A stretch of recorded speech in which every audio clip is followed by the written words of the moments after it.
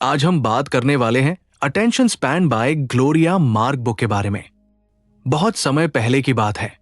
भारत की एक प्राचीन नगरी थी उज्जैनी।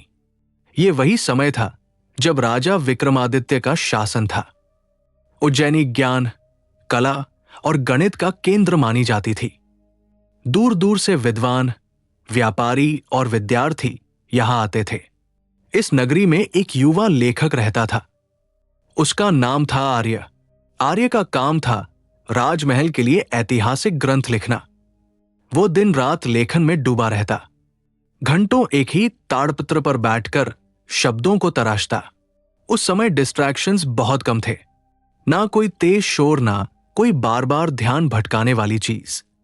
जब आर्य लिखता था तो उसका पूरा ध्यान एक ही जगह रहता। एक दिन राजमहल में एक अजीब घटना हुई। दूर देश से आए एक यात्री ने राजा को एक रहस्यमयी वस्तु दिखाई। वो एक चमकदार शीशे जैसा था जिसमें अलग अलग चित्र पल भर में बदल जाते थे। यात्री ने बताया कि यह भविष्य की दुनिया से आया एक उपकरण है जहां लोग इसी तरह के शीशों पर अपना अधिकतर समय बिताते हैं। राजा और सभा के लोग हैरान रह गए। राजा ने आर्य को बुलाया और कहा, तुम विद्वान हो, इस वस्तु को समझने की कोशिश करो। आर्य ने उस शीशे को देखा। जैसे ही उसने उसे छुआ, उसके सामने अजीब अजीब दृश्य आने लगे। कभी कोई संदेश चमकता, कभी कोई चित्र, कभी कोई आवाज। उसका ध्यान एक चीज पर टिक ही नहीं पा रहा था। कुछ ही पलों में उसे थकान महसूस होने लगी। उसने शीशा नीचे रख दिया। उसने सोचा, अजीब है, मैं तो कुछ कर भी नहीं रहा, फिर भी मन इतना भारी क्यों लग रहा है। उसी रात आर्य को एक सपना आया। सपने में वो भविष्य की दुनिया में पहुंच गया। वहां लोग अपने हाथों में छोटे छोटे चमकते उपकरण लिए चलते फिरते दिख रहे थे। कोई चलते हुए देख रहा है, कोई खाते हुए, कोई सोने से पहले। हर 40 से 50 सेकंड में उनकी उंगलियां स्क्रीन पर फिसल जाती और सामने नई चीज आ जाती। आर्य ने एक युवक से पूछा, तुम क्या कर रहे हो? युवक बोला, कुछ खास नहीं, बस थोड़ा सा ये, थोड़ा सा वह। लेकिन उसके चेहरे पर थकान साफ दिख रही थी। आर्य ने देखा कि लोग एक काम को पूरा करने से पहले ही दूसरे काम पर कूद जाते हैं। कोई लिख रहा है, फिर अचानक संदेश देखता है। कोई पढ़ रहा है, फिर किसी और ऐप पर चला जाता है। आर्य को अपने समय की याद आई जब वो एक ही ग्रंथ पर घंटों लगा रहता था। उसने महसूस किया कि यहां असली समस्या समय की नहीं, ध्यान की है। उसी सपने में एक वृद्ध विद्वान आर्य के पास आए। उन्होंने कहा, तुम जो देख रहे हो यही 47 सेकंड रियलिटी है। पहले लोग एक काम पर 150 सेकंड या उससे भी ज्यादा ध्यान दे पाते थे। अब औसतन 47 सेकंड में ही उनका मन भटक जाता है। आर्य ने पूछा, इससे क्या नुकसान होता है? वृद्ध मुस्कुराए और बोले, हर बार जब मन एक काम छोड़कर दूसरे पर जाता है तो दिमाग को फिर से खुद को एडजस्ट करना पड़ता है। इसी को स्विच कॉस्ट कहते हैं। ये कॉस्ट दिखाई नहीं देती, लेकिन धीरे धीरे इंसान की मेंटल एनर्जी को खा जाती है। वृद्ध ने समझाया, मान लो तुम युद्ध में हो और हर 40 सेकंड में तुम्हें अपना हथियार बदलना पड़े। लड़ाई जितनातना मुश्किल हो जाएगा। ठीक यही हाल दिमाग का है। बार बार टास्क बदलने से सोच की गहराई खत्म हो जाती है। आर्य को बात समझ आने लगी। उसने देखा कि भविष्य के लोग बहुत बिजी हैं, लेकिन प्रोडक्टिव कम है। वे दिन भर काम करते हैं, फिर भी उन्हें लगता है कि कुछ पूरा नहीं हुआ। अचानक आर्य की नींद खुल गई। वो पसीने से तर था। सुबह होते ही वो राजमहल पहुंचा और राजा विक्रमादित्य को सब कुछ बताया। उसने कहा, महाराज, भविष्य की दुनिया में लोग बहुत तेज हैं, लेकिन उनका मन कमजोर होता जा रहा है। उनका ध्यान 47 सेकंड से ज्यादा टिक नहीं पाता। हर बार जब वे एक काम से दूसरे पर जाते हैं तो उनका दिमाग थकता है। ये थकान दिखती नहीं, लेकिन धीरे धीरे इंसान को अंदर से खाली कर देती है। राजा गंभीर हो गए। उन्होंने पूछा, तो समाधान क्या है? आर्य ने उत्तर दिया, समाधान वही है जो हमारे समय में था। एक समय में एक काम, गहराई, धैर्य। जब मन को बार बार इधर उधर घसीटा जाता है तो वो अपनी शक्ति खो देता है। राजा ने आदेश दिया कि राजमहल में काम करने वाले सभी लोग एक समय में सिर्फ एक ही काम करेंगे। संदेशवाहक भी तभी आएंगे जब काम पूरा हो जाए। धीरे धीरे पूरे नगर में ये आदत फैलने लगी। लोग महसूस करने लगे कि उनका काम जल्दी और बेहतर हो रहा है। कहानी यही खत्म नहीं होती। समय बीतता गया, युग बदले, उज्जैनी की जगह आधुनिक शहर आ गए। अब हमारे हाथों में भी वही चमकते शीशे हैं जिन्हें हम मोबाइल कहते हैं। हम सुबह उठते ही स्क्रीन देखते हैं, दिन भर नोटिफिकेशंस के बीच फंसे रहते हैं। हम सोचते हैं कि हम मल्टीटास्किंग कर रहे हैं, लेकिन असल में हम सिर्फ अपने ध्यान को टुकड़ों में बांट रहे हैं। आज भी वही 37 सेकंड की रियलिटी हमारे साथ है। हम एक वीडियो देखते हैं, फिर मैसेज, फिर किसी और ऐप पर। हर बार हमारा दिमाग थोड़ा सा थक जाता है। ये थकान हमें लेजी नहीं बनाती, बल्कि कंफ्यूज बनाती है। दिन के अंत में हमें लगता है कि हमने बहुत कुछ किया, लेकिन कुछ मीनिंगफुल नहीं हुआ। अगर हम उस पुराने समय के आर्य से सीख लें, तो हमें समझ आएगा कि असली शक्ति तेजी में नहीं, ठहराव में है। एक काम पर पूरा ध्यान देना आज के समय में एक रेयर स्किल बन चुका है, लेकिन जो इसे सीख लेता है वही इस नॉइजी दुनिया में आगे निकल जाता है। ये कहानी हमें याद दिलाती है कि टेक्नोलॉजी बुरी नहीं है, लेकिन उसका गलत इस्तेमाल हमारे ध्यान को कमजोर बना देता है। अगर हम हर 47 सेकंड में अपना फोकस बदलते रहेंगे, तो हमारा दिमाग कभी गहराई तक नहीं जा पाएगा। लेकिन अगर हम थोड़ी सी डिसिप्लिन लाएं, डिस्ट्रैक्शंस को सीमित करें और एक समय में एक काम करें, तो हम फिर से वही क्लैरिटी पा सकते हैं जो कभी प्राचीन विद्वानों की ताकत हुआ करती थी। इतिहास सिर्फ बीते समय की कहानी नहीं होता, वो आज के लिए एक वार्निंग भी होता है। और 47 सेकंड की रियलिटी हमें यही चेतावनी देती है कि अगर हमने अपने ध्यान की कदर नहीं की, तो हमारे पास समय होते हुए भी हम हमेशा कमी महसूस करते रहेंगे। उज्जैनी में राजा विक्रमादित्य के आदेश के बाद नगर का माहौल बदलने लगा था। लोग अब पहले से ज्यादा शांति से काम करने लगे थे। आर्य को लगा कि उसने अपना कर्तव्य पूरा कर दिया है, लेकिन समय कभी रुकता नहीं। एक शाम जब वो क्षिप्रा नदी के किनारे बैठा ताड़पत्रों पर कुछ लिख रहा था, तभी वही रहस्यमय यात्री फिर से उसके सामने आ गया। उसके चेहरे पर इस बार हल्की चिंता थी। उसने कहा, आर्य, तुमने ध्यान की समस्या को समझ लिया है, लेकिन ये कहानी अभी पूरी नहीं हुई है। आर्य चौंका। उसने पूछा, अब और क्या शेष है? यात्री ने वही चमकता हुआ शीशा फिर से निकाला। इस बार उसमें अलग ही दृश्य चल रहे थे। लोग किसी काम में लगे हैं, लेकिन बार बार रुक रहे हैं। कोई लिखते लिखते उठ जाता है, कोई सोचते सोचते मोबाइल देख लेता है, फिर वे वापस उसी काम पर लौटते हैं, लेकिन उनके चेहरे पर उलझन और थकान साफ दिखती है। यात्री ने कहा, तुमने देखा कि लोग हर 40 सेकंड में स्क्रीन बदलते हैं, लेकिन क्या तुम जानते हो कि जब कोई बड़ा काम बीच में टूटता है, तो दिमाग को पूरी तरह से उसी काम में लौटने में औसतन 25 मिनट लगते हैं? आर्य ने हैरानी से पूछा, 25 मिनट? इतना समय तो हम किसी नए काम को शुरू करने में भी नहीं लगाते। यात्री बोला, यही तो भ्रम है। लोग सोचते हैं कि बस 2 मिनट के लिए देख लिया, फिर वापस काम पर आ गए, लेकिन उनका मन वापस नहीं आता, सिर्फ शरीर लौटता है। उसी रात आर्य फिर से भविष्य की दुनिया में पहुंच गया। इस बार वो एक बड़े भवन में था, जहां बहुत सारे लोग काम कर रहे थे। हर व्यक्ति के सामने कई स्क्रीन थी। कोई एक रिपोर्ट लिख रहा है, तभी एक नोटिफिकेशन आता है। वो बस एक झलक देखता है, फिर वापस रिपोर्ट पर आ जाता है। बाहर से देखने पर लगता है कि उसने काम नहीं छोड़ा, लेकिन अंदर से उसका ध्यान टूट चुका होता है। आर्य ने एक स्त्री को देखा जो किसी जटिल योजना पर काम कर रही थी। बीच में उसका फोन बजा। उसने सिर्फ हाँ कहा और फोन रख दिया। फिर वो कागजों को देखने लगी, लेकिन उसकी आंखें खाली थी। वो सोच में डूबी थी। 5 मिनट, 10 मिनट, 15 मिनट बीत गए। वो बार बार उसी पंक्ति को पढ़ती, फिर माथा पकड़ लेती। आर्य को समझ आ गया कि उसका दिमाग अभी भी उसी इंटरप्शन से बाहर नहीं आया है। तभी वही वृद्ध विद्वान फिर प्रकट हुए जिन्हें आर्य ने पहले सपने में देखा था। उन्होंने कहा, इसे 25 मिनट रिकवरी मिथ कहते हैं। लोग मानते हैं कि वे तुरंत रिकवर कर लेते हैं, लेकिन असल में उनका दिमाग धीरे धीरे उसी गहराई में वापस जाता है।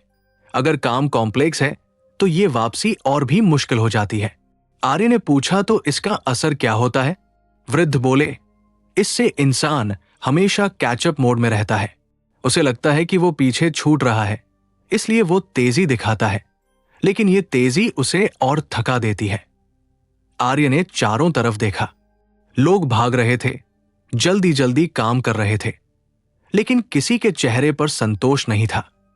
वृद्ध ने आगे कहा, मान लो तुम किसी पहाड़ पर चढ़ रहे हो।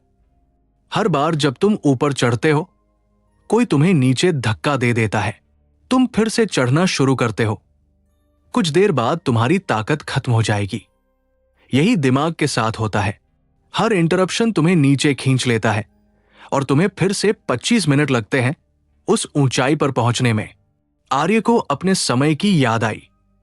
जब वो कोई ग्रंथ लिखता था और कोई उसे बीच में बुला लेता था, तो वो वापस आने में सच में समय लेता था। लेकिन उस समय इंटरप्शंस कम थे, इसलिए ये समस्या इतनी बड़ी नहीं बनती थी। भविष्य में तो इंटरप्शंस ही इंटरप्शंस थे। अचानक दृश्य बदला। आर्य खुद को एक युवक के रूप में देखता है जो सुबह से शाम तक काम में लगा है। दिन खत्म होने पर वो थक कर कहता है, मैंने पूरा दिन काम किया, फिर भी कुछ पूरा नहीं हुआ। वृद्ध विद्वान बोले, यही परपेचुअल कैचअप है। इंसान हमेशा सोचता है कि बस थोड़ा और बस एक काम और, लेकिन असल में वो अपने ही टूटे हुए ध्यान को जोड़ने में ऊर्जा खर्च कर रहा होता है। आर्य की नींद खुल गई। वो तुरंत राजा विक्रमादित्य के पास पहुंचा। उसने कहा, महाराज, ध्यान भटकना ही समस्या नहीं है। असली समस्या यह है कि ध्यान वापस लाने में बहुत समय लगता है। लोग सोचते हैं कि वे जल्दी संभल जाते हैं, लेकिन उनका मन 25 मिनट तक भटका रहता है। इसीलिए वे हमेशा थके रहते हैं, चाहे काम कितना भी छोटा क्यों ना हो। राजा ने गहरी सांस ली और कहा, तो फिर हमें क्या करना चाहिए? आर्य बोला, हमें इंटरप्शंस को सिर्फ कम नहीं करना, बल्कि उन्हें सम्मान से देखना होगा। हर बार जब हम किसी को बीच में रोकते हैं, हम उसके समय के नहीं, उसके दिमाग के 25 मिनट छीन लेते हैं। राजा के आदेश से नगर में एक नई परंपरा शुरू हुई। अगर कोई व्यक्ति गहरे काम में है तो उसे बीच में नहीं टोका जाएगा। संदेशवाहक भी पहले पूछेंगे कि समय सही है या नहीं। धीरे धीरे लोगों ने महसूस किया कि वे कम काम करके भी ज्यादा हासिल कर पा रहे हैं। दिन के अंत में थकान कम होती थी और संतोष ज्यादा। समय फिर आगे बढ़ता है। कहानी आज के समय में लौट आती है। अब इंटरप्शंस राजा के आदेश से नहीं, हमारे अपने हाथों से आते हैं। एक नोटिफिकेशन, एक कॉल, एक क्विक चेक। हमें लगता है कि इससे क्या फर्क पड़ेगा, लेकिन हर बार हम अपने ही दिमाग को पहाड़ से नीचे धक्का दे देते हैं। आज हम हर समय कैचअप में रहते हैं। इनबॉक्स भरा हुआ टू डू लिस्ट कभी खत्म नहीं होती। हम सोचते हैं कि हमें और तेज होना चाहिए, लेकिन सच ये है कि हमें और गहरा होना चाहिए। अगर हम समझ ले कि हर इंटरप्शन हमें 25 मिनट पीछे धकेल देता है, तो शायद हम अपने ध्यान की ज्यादा कदर करने लगे। ये कहानी उसी आर्य की चेतावनी है जो सदियों पहले समझ गया था कि असली थकान काम से नहीं, टूटे हुए ध्यान से आती है। अगर हम अपने जीवन में थोड़ी सी शांति, थोड़ी सी सीमाएं और थोड़ी सी पेशेंस ले आए, तो हम इस परपेचुअल कैचअप से बाहर निकल सकते हैं। क्योंकि अंत में समस्या समय की नहीं है। हमारे पास आज भी उतने ही घंटे हैं। समस्या उस समय के बीच बीच में टूट जाने की है। और जब तक हम स्टूडेंट को नहीं समझेंगे, तब तक हम भागते रहेंगे, थकते रहेंगे और सोचते रहेंगे कि हम हमेशा पीछे क्यों रह जाते हैं। उज्जैनी अब पहले जैसी नहीं रही थी। नगर में शांति तो थी, लेकिन आर्य के मन में एक बेचैनी थी। उसे लग रहा था कि ध्यान और इंटरप्शन की समस्या समझाने के बाद भी कुछ अधूरा है। एक सुबह वो राजमहल के पुस्तकालय में बैठा पुराने ग्रंथों को देख रहा था। तभी उसने देखा कि अलग अलग लोग एक ही जगह बैठे हैं, लेकिन सबकी हालत अलग है। कोई पूरी तल्लीनता से काम कर रहा है, कोई बिना सोचे एक ही काम दोहराए जा रहा है, कोई ऊब कर इधर उधर देख रहा है और कोई गुस्से में कागज पटक रहा है। आर्य को लगा जैसे यही उसकी अगली सीख है। उसी पल वही वृद्ध विद्वान उसके सामने आ गए। इस बार उनके चेहरे पर गंभीर शांति थी। उन्होंने कहा, तुमने ध्यान की टूटन और थकान को समझ लिया। अब समझो कि ध्यान हमेशा एक जैसा नहीं होता। मन 4 अवस्थाओं में घूमता रहता है।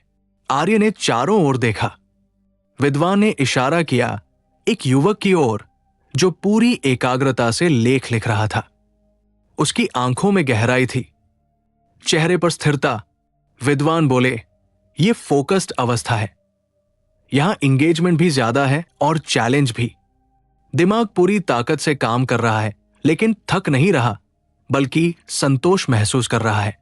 आर्य को याद आया जब वो खुद किसी कठिन अध्याय पर लिखते समय समय का एहसास भूल जाता था। शरीर थकता था, लेकिन मन खुश रहता था। वो समझ गया कि यही असली काम करने की अवस्था है, जहां इंसान खुद को उपयोगी महसूस करता है। फिर विद्वान उसे रसोई घर की ओर ले गए। वहां कुछ लोग आलू छील रहे थे, कोई मसाले कूट रहा था।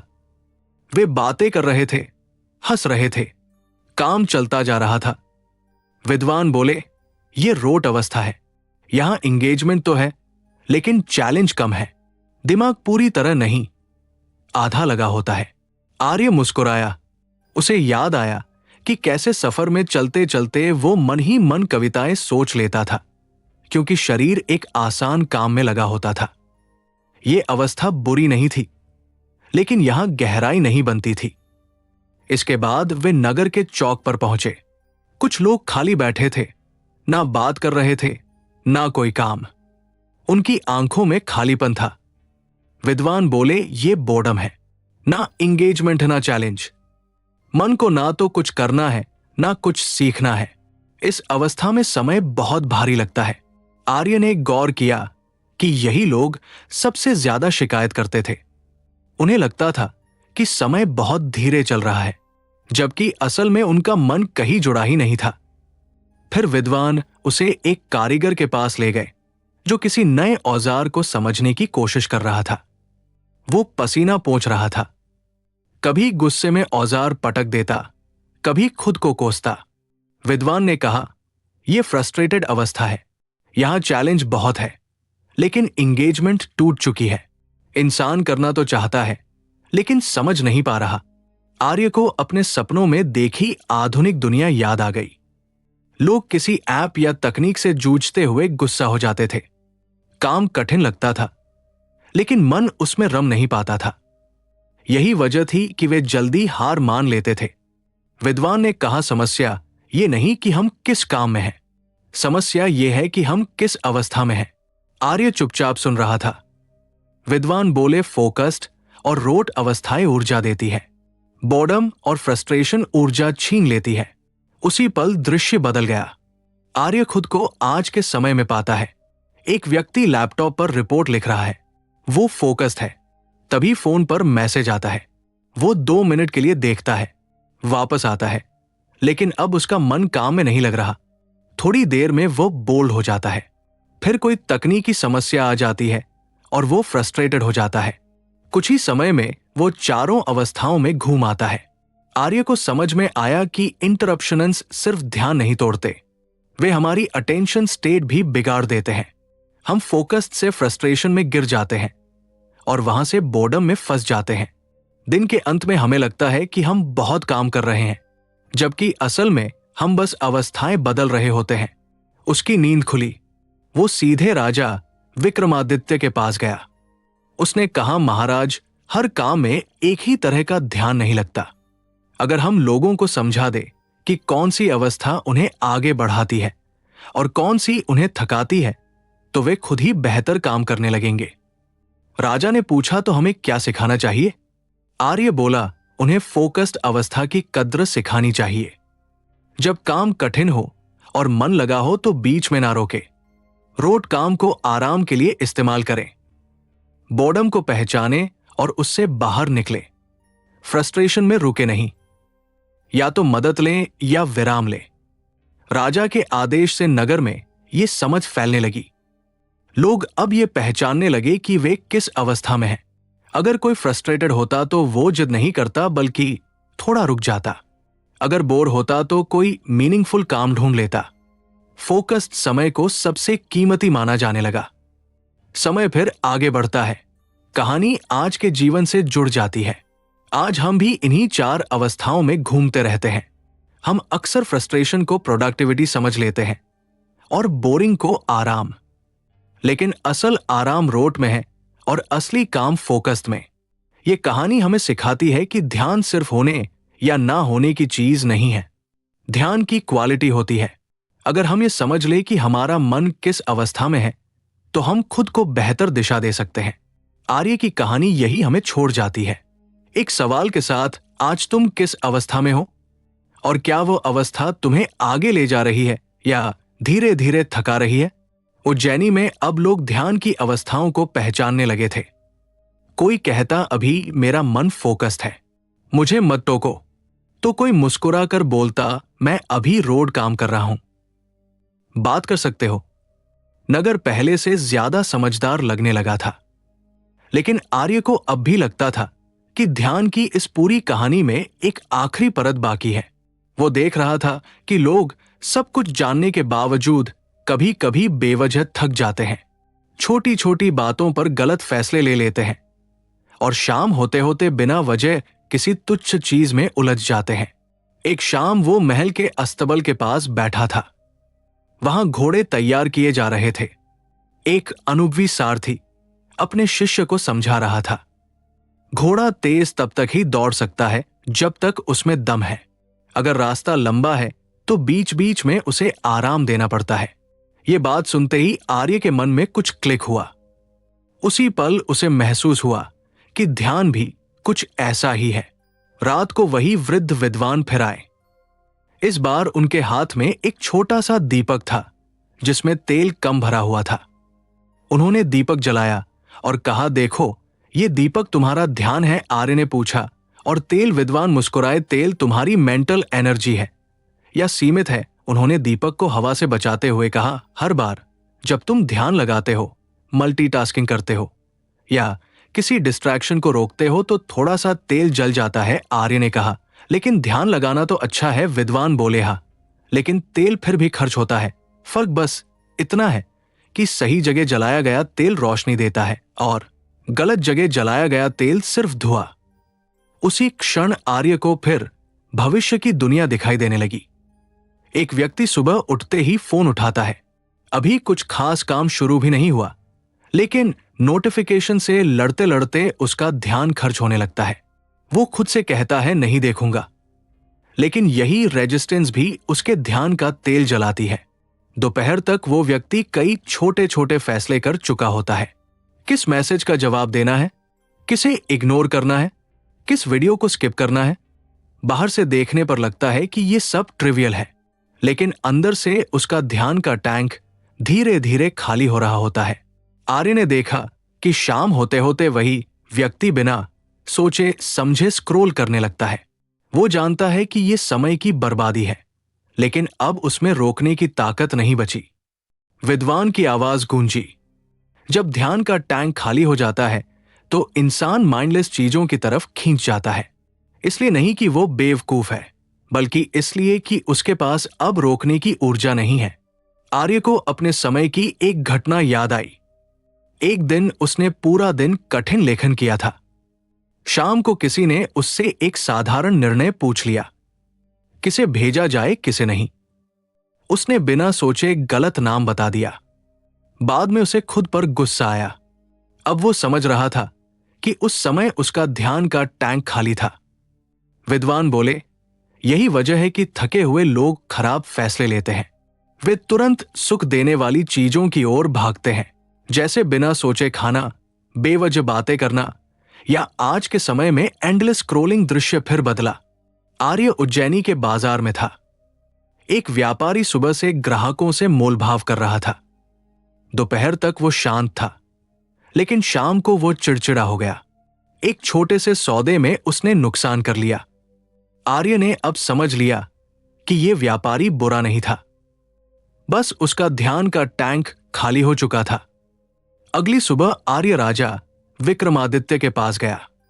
उसने कहा, महाराज, ध्यान सिर्फ टूटता नहीं है, वो खत्म भी होता है।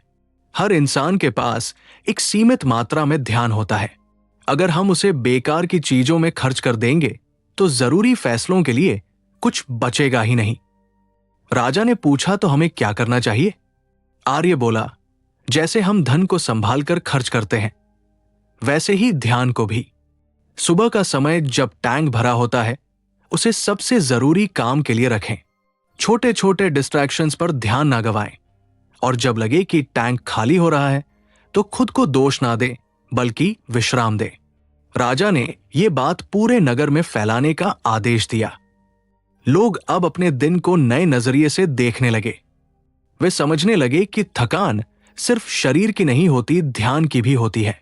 कुछ लोग सुबह कठिन काम करने लगे और शाम को हल्के रोड काम। कुछ ने बेवजह के संदेशों को सीमित कर दिया। समय फिर आगे बढ़ा और कहानी आज के जीवन से जुड़ गई। आज हमारे पास घोड़े नहीं हैं, लेकिन हमारे पास वही सीमित ध्यान का टैंक है। हम सुबह से ही उसे नोटिफिकेशंस, अलर्ट्स और बेकार की चिंता में खाली कर देते हैं। फिर शाम को खुद को कोसते हैं कि हम डिसिप्लिन क्यों नहीं रख पाए। लेकिन सच ये है कि डिसिप्लिन भी ध्यान से ही चलता है। जब टैंक खाली हो तो डिसिप्लिन टूट जाता है। तब इंसान वही करता है जो सबसे आसान और सबसे कम एफर्ट वाला हो। आर्य की कहानी हमें यह सिखाती है कि ध्यान कोई इनफिनिट शक्ति नहीं है। ये एक सीमित संसाधन है जिसे समझदारी से खर्च करना पड़ता है। अगर हम इसे सही जगह लगाए तो यही ध्यान हमें क्लैरिटी, फोकस और अच्छे फैसले देता है। और अगर इसे बेवजह लुटाए तो वही ध्यान हमें भटकाव और पछतावे की ओर ले जाता है। अंत में सवाल वही है, आज तुम अपना ध्यान किस पर खर्च कर रहे हो? और क्या वो तुम्हारे जीवन के लिए सच में वर्थ हिट है, या बस तुम्हारे खाली होते टैंक का नतीजा? उज्जैनी में अब ध्यान को लेकर एक नई समझ जन्म ले चुकी थी। लोग ये मानने लगे थे कि ध्यान सीमित है, थकता है और सही जगह खर्च होना चाहिए। लेकिन एक नई उलझन भी सामने आने लगी थी। कुछ लोग ये सोचने लगे थे कि अगर ध्यान इतना कीमती है तो हर वो काम जो सिंपल है, माइंडलेस है, उसे हटा देना चाहिए। वे दिन भर सिर्फ कठिन और गहरे काम करना चाहते थे। ना बातें, ना हल्के काम, ना आराम। शुरुआत में उन्हें लगा कि वे बहुत प्रोडक्टिव हो गए हैं, लेकिन कुछ ही दिनों में वे अजीब तरह की थकान और चिड़चिड़ेपन का शिकार हो गए। आर्य ये सब देख रहा था। एक दिन वो नगर के कपड़ा धोने वाले घाट पर गया। वहां स्त्रियां कपड़े धो रही थी, कोई तय कर रही थी, कोई बच्चों से बातें कर रही थी। उनके चेहरे पर शांति थी। काम आसान था, लेकिन वे उबी हुई नहीं थी। आर्य को लगा कि यहां कुछ छिपा हुआ सच है। उसी शाम वो राजमहल लौटा। रास्ते में उसने देखा कि कुछ सैनिक अपनी तलवारें साफ कर रहे हैं। यह कोई कठिन काम नहीं था। हाथ अपने आप चल रहे थे, मन कहीं और बह रहा था। कोई पुरानी कहानी सुना रहा था, कोई हंस रहा था, फिर भी काम ठीक से हो रहा था। आर्य को ध्यान आया कि यही काम युद्ध से पहले सैनिकों को शांत भी करता था। रात में वही वृद्ध विद्वान फिर प्रकट हुए। इस बार वे एक टोकरी में कपड़े तय कर रहे थे। आर्य ने मुस्कुराकर पूछा, आप भी रोड काम कर रहे हैं? विद्वान हंसे और बोले, यही तो बात है जिसे तुम समझने वाले हो। उन्होंने कहा, तुमने ध्यान को गैस टैंक की तरह समझा, अब समझो कि उसे भरने के तरीके क्या है। लोग सोचते हैं कि बस सोने से या कुछ ना करने से ध्यान लौट आता है, लेकिन दिमाग ऐसा नहीं है। आर्य ने पूछा, तो फिर कैसे भरता है? विद्वान बोले, रोड गतिविधियों से आर्य चौंका। उसे लगा था कि आसान काम सिर्फ समय की बर्बादी होते हैं। विद्वान ने समझाया, जब तुम कोई बहुत कठिन काम करते हो तो तुम्हारा ध्यान तेजी से खर्च होता है। जब तुम कुछ भी नहीं करते तो मन बोर्डम में चला जाता है। लेकिन जब तुम कोई सरल दोहराव वाला काम करते हो तो दिमाग को आराम भी मिलता है और वो पूरी तरह बंद भी नहीं होता। उसी पल आर्य को फिर भविष्य की दुनिया दिखी।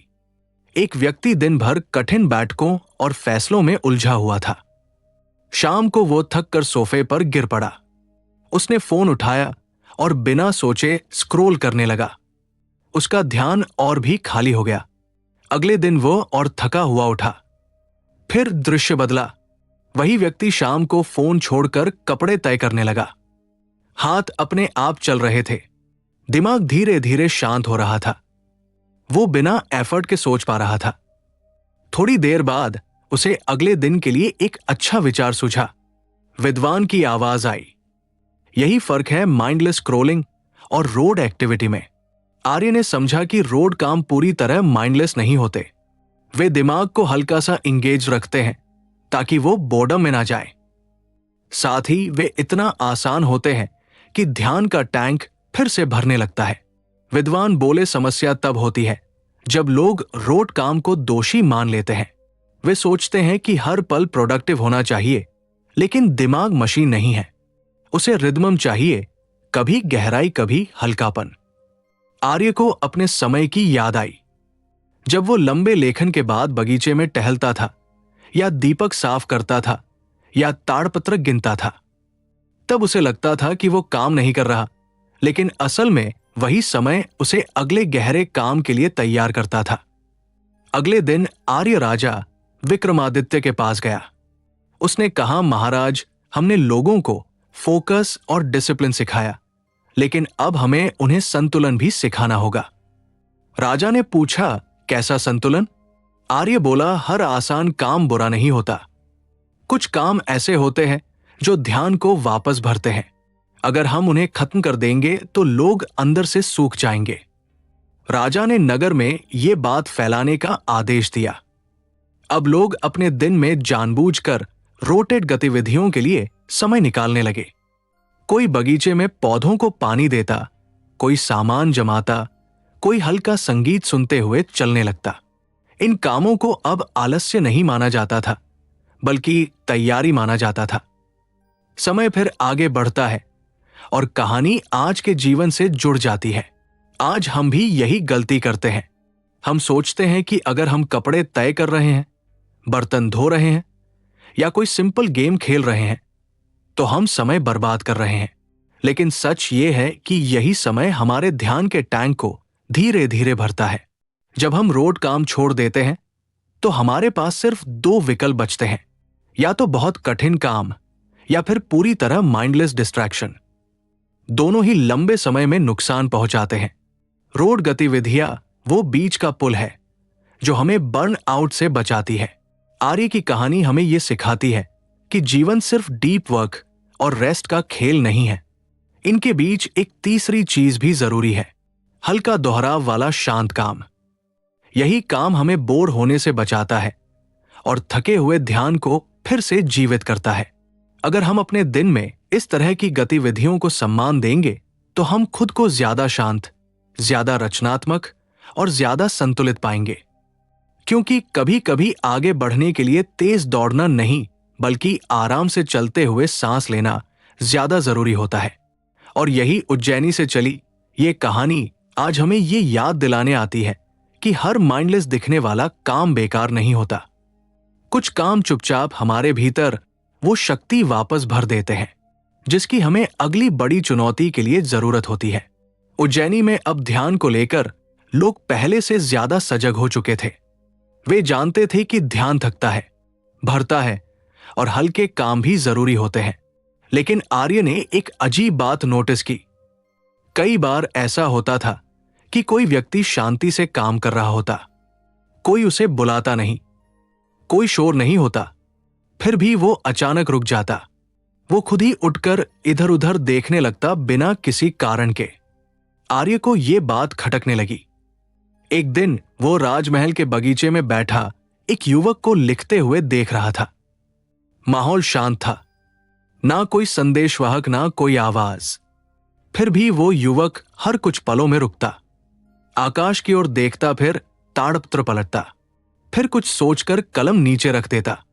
आखिर आर्य ने उससे पूछा, कोई तुम्हें बुला रहा है क्या? युवक बोला, नहीं। आर्य ने फिर पूछा, तो फिर बार बार क्यों रुक रहे हो? युवक थोड़ी देर चुप रहा, फिर बोला, पता नहीं, बस मन करता है। यही जवाब आर्य के लिए सबसे भारी था। बस मन करता है। उस शाम वो बहुत देर तक सोचता रहा। अगर कोई बाहर से नहीं रोक रहा तो फिर ध्यान क्यों टूट रहा है? रात को वही वृद्ध विद्वान फिर प्रकट हुए।